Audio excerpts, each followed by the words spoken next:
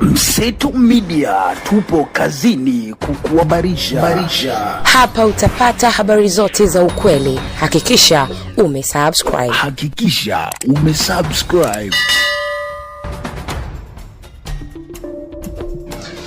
Bei ya diesel imefikia shilingi 3,806 mpaka shilingi 4,300 kwa lita. Na ikumbuke kwamba siku 10 tu zilizopita bei ya diesel ilikuwa shilingi 2,854. Kwa hiyo imepanda kwa zaidi ya shilingi 1,000 kwa lita, na maeneo mengine 1,000 na zaidi. Bei ya mafuta ya taa kerosene shilingi 3,500 mpaka shilingi 3,882. Hizi sio namba za karatasi, hizi ni takwimu za ofisi. Sio takwimu za ofisi tu, hizi ni namba zinazogeuza kuwa nauli ya daradara. Hizi ni namba zinazogeuka kuwa bei ya unga sokoni. Hizi ni namba zinazogeuka kuwa gharama ya kusafirisha chakula. Hizi ni namba zinazogeuka kuwa mzigo wa maisha kwa kila kaya ya Kitanzania.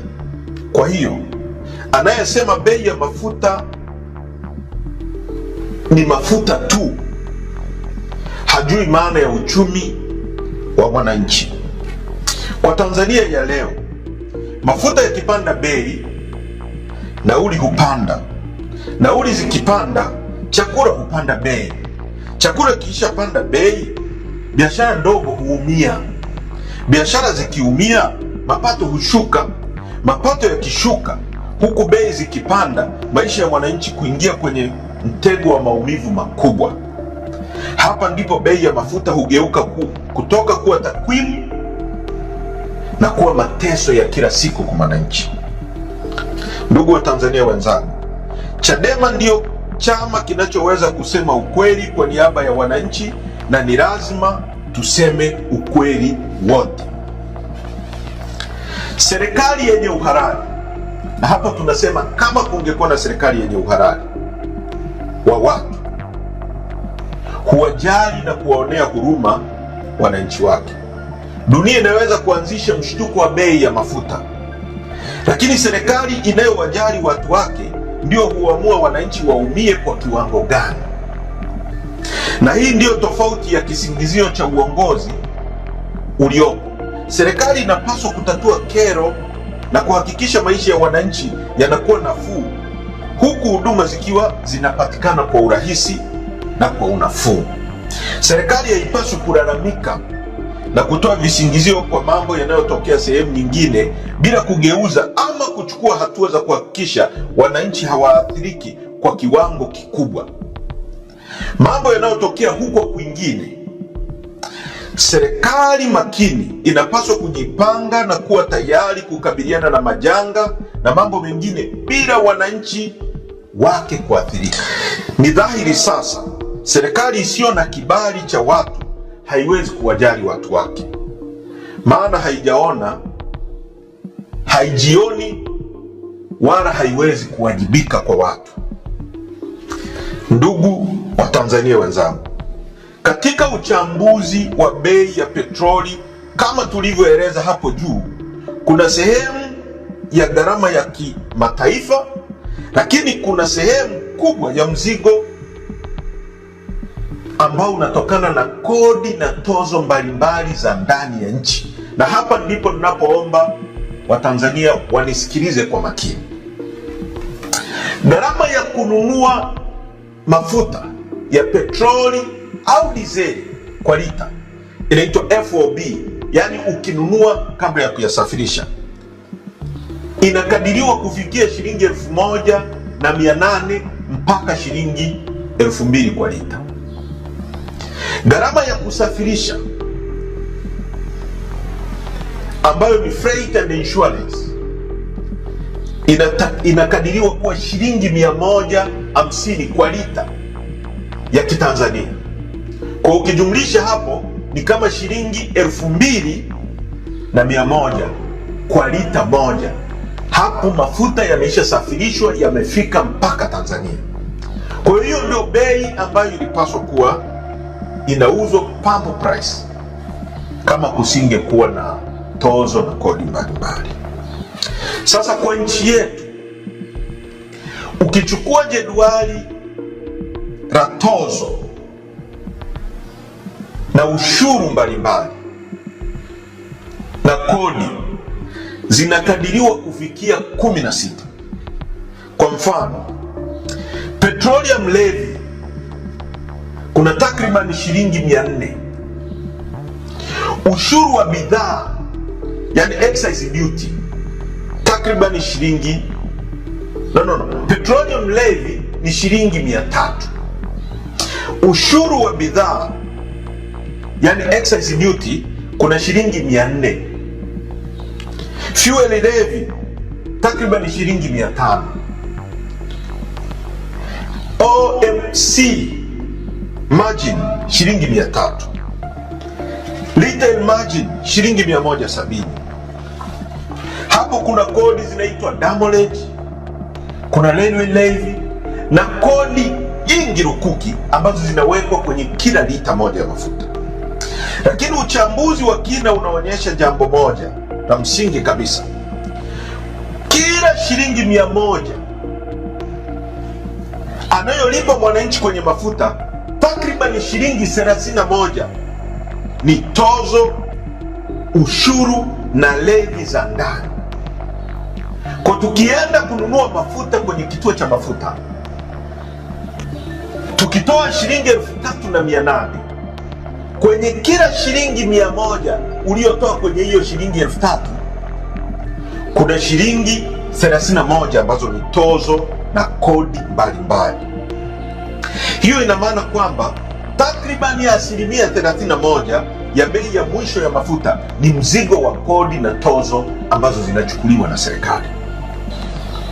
Na sio hilo, uchambuzi pia unaonyesha kuwa sehemu ya gharama zisizo za kodi, yani miundombinu ya ndani ya usambazaji, yani visivyo vya kikodi, ni takribani asilimia 4.